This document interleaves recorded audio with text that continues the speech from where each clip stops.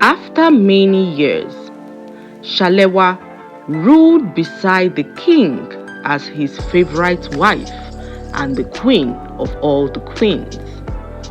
This was after the first crowned queen of all queens, Funke, ran mad and disappeared into the forest, leaving her newborn son, Deji, with Shalewa. Shalewa, who was now the current queen of all queens, took care of Funke's son Deji as well as her own son, Biodun. The king banned everyone in the village from speaking about his fifth wife Funke, and nobody dared to defile the king's orders. Funke's son Deji grew up knowing Shalewa as his mother, as no one dared to tell him that his biological mother, Funke, was mad somewhere in the forest. No one knew if Funke was dead or alive, as everything was left to fate. Shalewa became well respected amongst the king's wives, and the king's love for her grew over the years. No one dared to call her ugly anymore, as she was kind and good to everyone, including her fellow wives.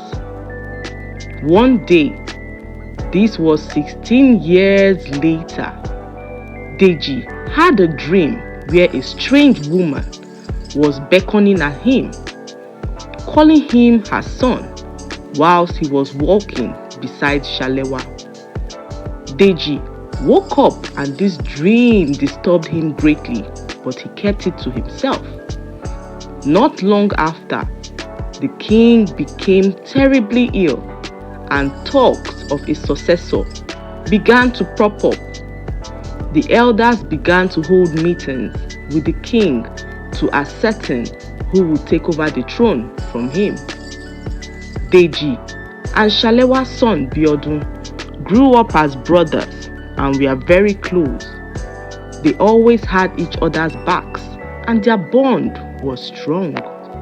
Rumors began to make the rounds in the palace that Deji would soon be crowned king, as he was the first son of the king. Soon, many realized that it was not as simple as it seemed, as the tradition of the village forbids a crowned king from having any affiliations with one who is considered incomplete. Deji was still unaware that his mother was mad in the forest, as the only mother he had known all his life was Shalewa. This was a difficult position for the king, as time had now come for the king to tell Deji the truth about his mother and how his mother's condition will likely affect his chances of succeeding him as king. The king was now growing weaker as his sickness was getting worse. He sent his guard to send for his son Deji because he believed he did not have much time left. When Deji arrived the king's room, the king sat him down and began to tell him all about his biological mother, Funke, and how she ran mad on the day she gave birth to him. Deji was in so much shock as his dream of the other night now began to make more sense. The king now went on to tell Deji the implications of his mother's condition on his chances of succeeding the throne. The king told Deji that Deji could only become king if he renounced his mother. What this means is that once Deji becomes king, he would never be able to come face to face with his mother, especially as she is mad. The king went on to tell Deji that their tradition forbids a king to come in contact with one who is considered incomplete, as such contact was considered a taboo.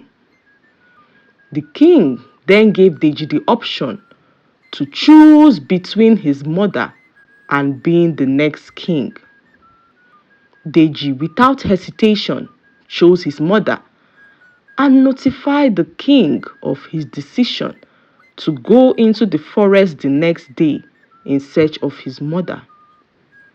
The king was in complete shock, but granted Deji his wish. And the next morning, Deji set out for the forest in search of his mother. The king then notified the chiefs of the village of Deji's decision to forfeit the throne for his mother, and plans then began to crown the king's second son, Biodun, as the next king of the village. The news got to Shalewa, and she was excited but worried at the same time. She was worried of how Deji was feeling, and also, as he was alone in the forest, she prayed for his protection and hoped he found his mother, Funke. It has now been weeks, and the day for the coronation has now arrived. The traditional rites have all been performed, and time had now come for the king to crown his successor, Biodun, to seal the coronation, when suddenly everyone heard a scream. "Stop the coronation! Stop the coronation!" It was Deji, running and panting towards the king. Everywhere was now silent, as everyone was eager to hear what Deji had to say. "Has he changed his mind?" murmured some people in the crowd, who were all eager to know why Deji stops the coronation ceremony. "I am the rightful king, father," said Deji, and his father, the king, asked him if he was no longer waiving his right to be king. The king reminded Deji that if he became king, he would have nothing to do with his mother all his life, because she was a mad woman and incomplete according to their tradition. Deji then replied the king that this would not be a problem, as his mother's condition would no longer be a hindrance to his succession. The king seemed confused, as he did not understand what Deji meant by that statement. Immediately, Funke emerged from the forest, and everyone was in shock. She was no longer mad, and everyone wondered where she had been for almost 18 years. Funke then knelt down before the king and apologized for all her wrongdoings. She also pleaded with Shalewa for her forgiveness and begged the village elders to also forgive her. Funke had been mad for almost 18 years and just gained her sanity after she came face to face with her son in the forest.